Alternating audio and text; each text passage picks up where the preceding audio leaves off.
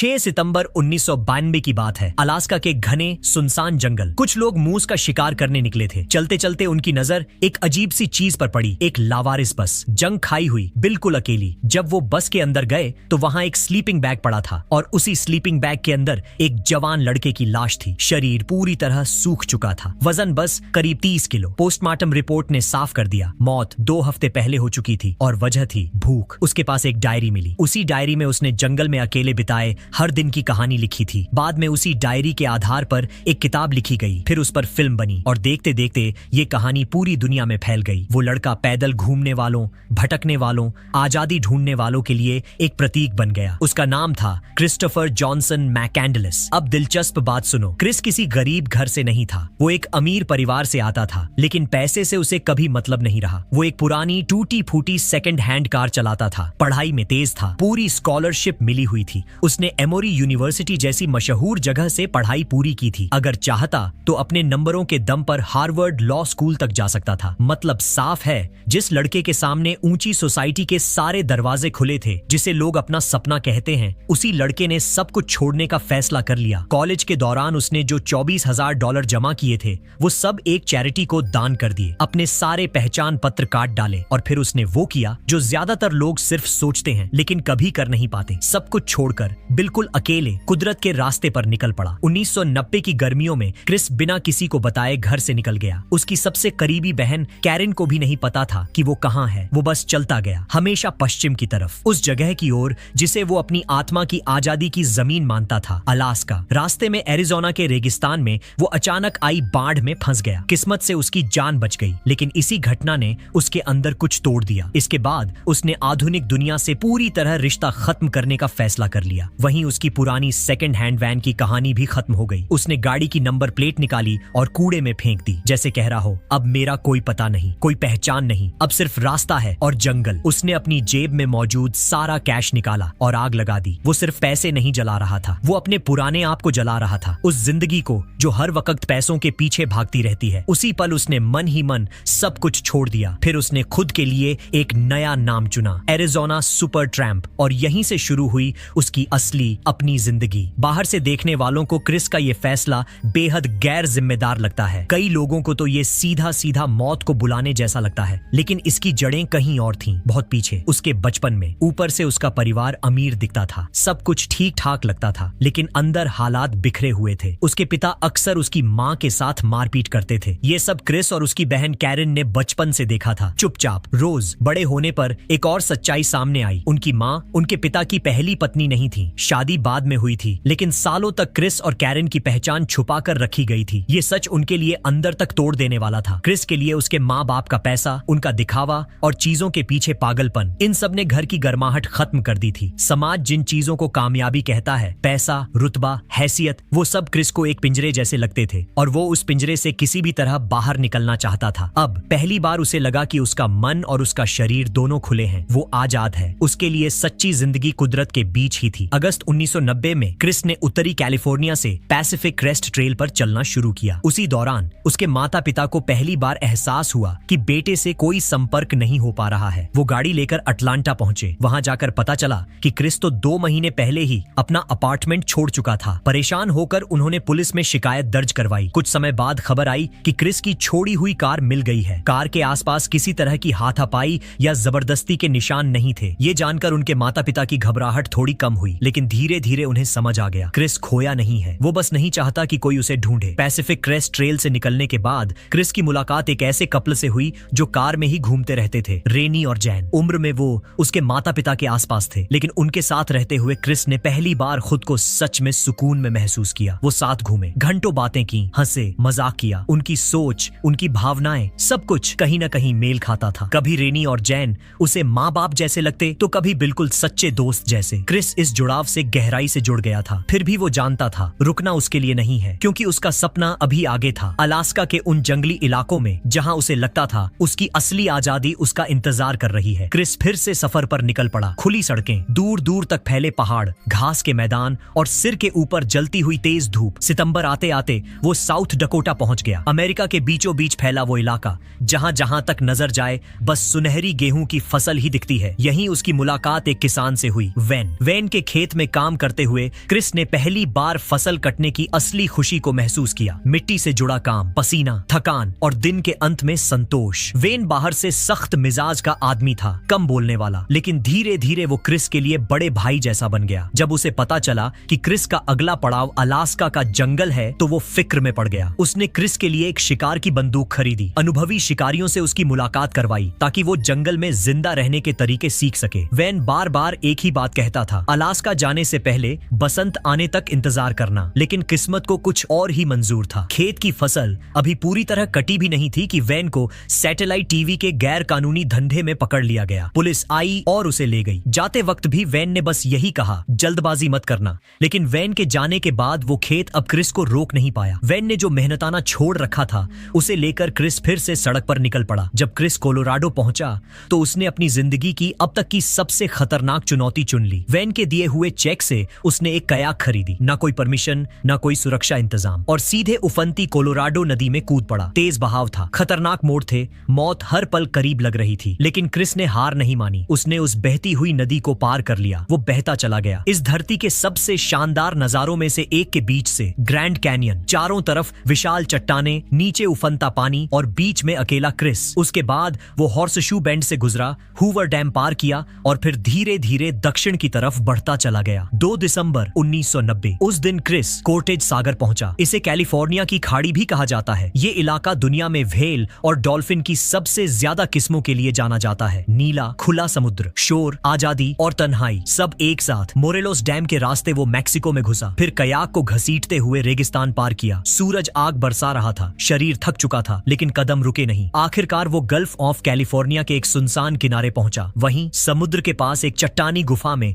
उसने पूरे 36 दिन बिताए, अकेला, अपने ख्यालों के साथ, लहरों की आवाज सुनते हुए। लेकिन कुदरत हमेशा मेहरबान नहीं रहती। एक भयानक तूफान आया और उसकी कयाक समुद्र में बह गई। वो सब कुछ जो उसे आगे ले जा सकता था पल भर में गायब हो गया। अब उसके पास सिर्फ एक ही रास्ता था, लौटने का। क्रिस उत्तर की ओर मुड़ा, अमेरिका मैक्सिको सीमा की तरफ। लेकिन एक समस्या थी, उसके पास पहचान बताने के लिए कोई भी कागज नहीं था। कानूनी तौर पर वो अमेरिका वापस नहीं जा सकता था। मजबूर होकर रात के अंधेरे में उसने चुपके से कैलिफोर्निया जाने वाली एक मालगाड़ी पकड़ ली। जब वो दोबारा शहरों की दुनिया में लौटा तो सब कुछ अजीब लगा। लॉस एंजलिस की ऊंची इमारतें, भागते लोग, शोर, भीड़, रेस्टोरेंट के अंदर अच्छे कपड़े पहने लोग आराम से खाते हुए, ये सब उसे डरावना और बेगाना लग रहा था। उसके दिमाग में बस एक ही सवाल घूम रहा था, क्या यही वो इंसान नहीं है जिससे मैं पूरी ताकत से भाग रहा था? दिल में उठती घबराहट और नफरत ने उसे उसी रात फिर ट्रेन पर चढ़ने पर मजबूर कर दिया। वो इस कंक्रीट और लोहे के शहर से भाग निकला, लेकिन इस बार किस्मत उसके साथ नहीं थी। रेलवे के लोगों ने उसे पकड़ लिया, उसे पीटा गया, बुरी तरह अपमानित किया गया। लेकिन अजीब बात यह थी, कैलिफोर्निया की धूप ने उसे बहुत जल्दी फिर संभाल लिया। जैसे हर बार वो फिर खड़ा हो गया। कई महीनों की भटकन के बाद दिसंबर 1991 में क्रिस पहुंचा अमेरिका की आखिरी आजाद जगह, स्लैब सिटी। एक ऐसी जगह जहां नियम कम है और लोग अपने तरीके से जीते हैं। और किस्मत का खेल देखो, यहीं उसकी दोबारा मुलाकात जैन और रेनी से हुई। वही लोग जिनके साथ उसने कभी सुकून महसूस किया था। और यहीं उसकी जिंदगी में एक लड़की आई। ट्रेसी खूबसूरत थी, मासूम थी और दिल से बहुत खुली हुई। उसमें वो सब कुछ था जिससे कोई भी इंसान बंध जाना चाहे। और शायद पहली बार क्रिस के सामने एक ऐसा रिश्ता था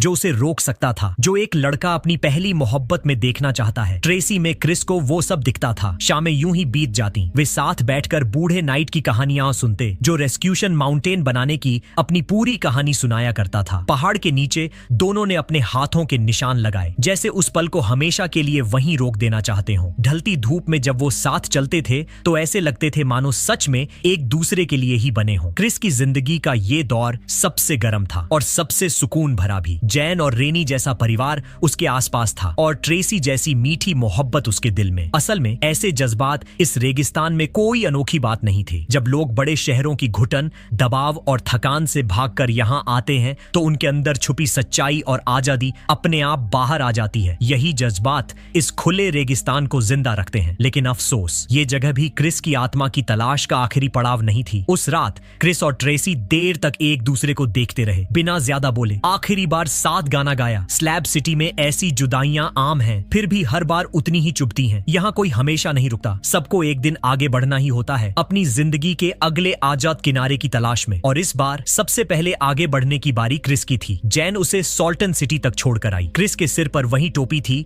जो जैन ने अपने हाथों से उसके लिए बुनी थी। वहीं से वो अंजा बोरेगो रेगिस्तान की तरफ निकल पड़ा, अकेला लेकिन खाली नहीं। जनवरी 1952 में अंजा बोरेगो रेगिस्तान में my God naked hot springs के पास उसकी मुलाकात रॉन से हुई। रॉन एक बूढ़ा सैनिक था, ऐसा आदमी जिसने जिंदगी से बहुत कुछ खो दिया था, अपनी पत्नी भी और अपना बेटा भी। पहली ही मुलाकात में दोनों के बीच एक गहरा जुड़ाव बन गया, शायद इसलिए क्योंकि दोनों अपने अपने तरीके से अकेले थे। अगले 2 महीनों तक क्रिस रोज पहाड़ों पर चढ़ता रहा, अपनी ताकत बढ़ाता रहा। बाकी ज्यादातर समय वो रॉन के साथ बिताता था। रॉन ने उसे चमड़े का काम सिखाया, हाथों से कुछ बनाने का सब्र। बदले में क्रिस ने अपनी साफ और सच्ची सोच से उस बूढ़े आदमी के अंदर फिर से जीने की चाह जगा दी, जैसे किसी ने बुझती आग में दोबारा चिंगारी डाल दी हो। इसी दौरान क्रिस ने अपनी पूरी यात्रा, अपने सारे रोमांच एक चमड़े की बेल्ट पर दर्ज किए, हर जगह, हर पड़ाव, हर कदम। उस वक्त उसे जरा भी अंदाजा नहीं था कि यही बेल्ट आगे चलकर आखिरी सांस तक उसके साथ रहने वाली है। मार्च की सुबह थी, वक्त करीब